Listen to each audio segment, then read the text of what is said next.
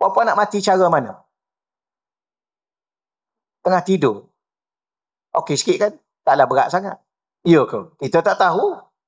Mudahnya dia mati. Kita cakap. Tidur mati dia, mudahnya dia mati. Masa dia nak meninggal tu apa jadi? Kita tak tahu. Tapi walau bagaimanapun, kita mintalah cara mati. Ya Allah, aku nak mati dalam keadaan aku tengah sujud kepadamu. Kalau boleh, ya Allah, tempat aku nak mati kat Mekah atau kat Madinah, ya Allah. Lepas tu pergi umrah, jangan minta doa balik. Pergi tak balik-balik. Macam tu. Jumpa ustaz, imam.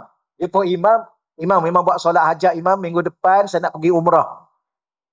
Imam tolong doa supaya jemaah kita aminkan. Supaya saya selamat sampai, selamat buat haji, selamat buat umrah. Tetapi biar saya meninggal di sana. Di Madinah. Rezeki kita dikuburkan di Jannatul Baqi'. Syurga tu. Itu tempat ahli syurga. Sahabat-sahabat Nabi yang agung, yang hebat ada di situ. Isteri-isteri Nabi, anak-anak Nabi di situ. Bahkan Nabi juga di situ. Berjiran dengan Nabi. Neraka tak sampai kat situ tu. Ya? Kan kubur tu kan lubang-lubang neraka. Oh, tak ada situ. Terpadam dengan sendirinya. Dengan berkat Madinatul Munawwarah tu. Madinah tu.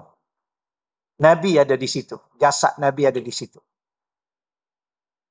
Nabi berjalan di situ. Tapak-tapak kaki Nabi ada kat situ. Oh, api neraka tak pergilah. Tu. Bila nak pergi minggu depan?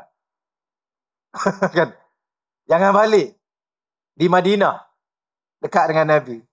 Tapi kalau Allah tak bagi, Allah bagi kat mana? Kat sektor 24 juga.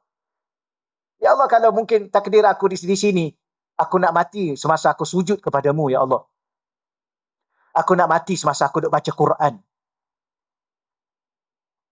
Aku nak mati dalam keadaan aku duduk dalam pakaian solat. Dalam masjid. Minta. Selebihnya, sudahlah pada Allah.